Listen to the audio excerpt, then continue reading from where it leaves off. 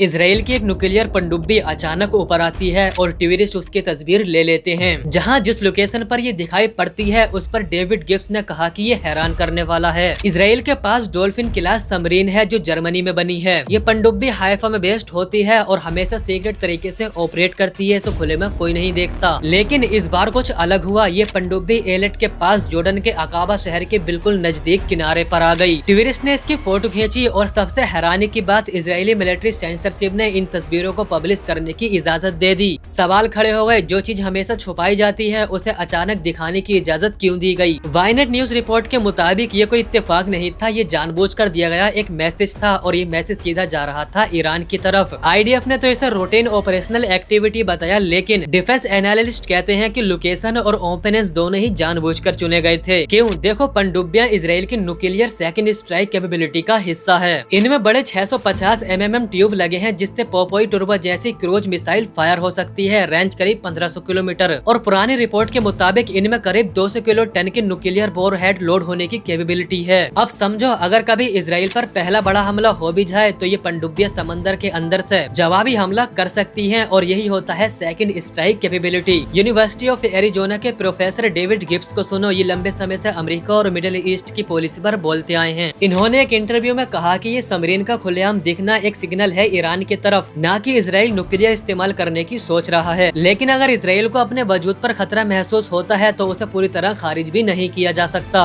उनके कहने का मतलब था कि हाल फिलहाल में कई बार इसराइल को नक्शे से मिटाने की बात की जाती है। जैसा भी हाल ही में ईरान पर ट्रम्प बड़ा हमला करने को कह रहा था, तब भी ईरान ने इसराइल को यही धमकी दी थी। डेविड गिब्स के मुताबिक इसराइल ने ऐसा करके ईरान को ये दिखाया है, अगर इसराइल तबाह भी हो जाए या होने की कगार पर हो तो उसके पास न्यूक्लियर सबमरीन का ऑप्शन होगा और जवाब में वो इससे न्यूक्लियर हमला करेगा। खेल यही खत्म नहीं होता। इसराइल कब्जा करना चाहता है और वो सोचता है ईरान या कोई दूसरा देश उसके बीच में नहीं आए। जैसे जुलाई 2026 के आखिर में तिसा वेब के आसपास इसराइल के नेशनल सिक्योरिटी इतामर बेन गाविर हजारों सेटलर्स को लेकर अल अक्सा मस्जिद कॉम्प्लेक्स में दाखिल हुए। रिपोर्ट्स के मुताबिक करीब 2300 से 4200 लोग, पुलिस की भारी सुरक्षा में यहूदी प्रेयर, झुकना, गाना सब हुआ। जबकि सालों पुराने स्टेटस क्यू के मुताबिक यहूदी वहाँ जा तो सकते हैं लेकिन प्रेयर नहीं कर सकते। बेन गाविर ने इसे बड़ी अचीवमेंट बताया, कहा कि यहूदी अब खुद को मालिक जैसा महसूस कर रहे हैं। जॉर्डन और फिलिस्तीन अथॉरिटीज ने इसे बड़े उस्कावे वाली हरकत बताया। तो अब समझो, एक तरफ समंदर में न्यूक्लियर सिग्नलिंग हो रही है और दूसरी तरफ अल अक्सा में उस्कावा बढ़ रहा है। ये दोनों इंसिडेंट्स अलग अलग नहीं हैं, ये एक साथ जल रही दो चिंगारियां हैं। बेन गाविर अपने लोगों को दिखा रहा है कि मस्जिद को ढहने और कब्जा करने को वो भूले नहीं है, वो ऐसा करेंगे भले ही ईरान की मिसाइलें कितनी भी खतरनाक हो जाएं। सबमरीन दिखा के ईरान को डरा रहा है कि हमारे मामले में मत पड़ो, फिलहाल ऐसी हरकतें बढ़ेंगी क्योंकि इसराइल में इलेक्शन है और नेतन्याहू की सरकार खतरे में है। बाकी मस्जिदों पे बात आएगी तो क्या होगा इसका जवाब वक्त ही देगा। लेकिन एक बात है, मिडिल ईस्ट में शांति अभी बहुत दूर है। हर अपडेट देते रहेंगे, बस तुम फॉलो कर लो।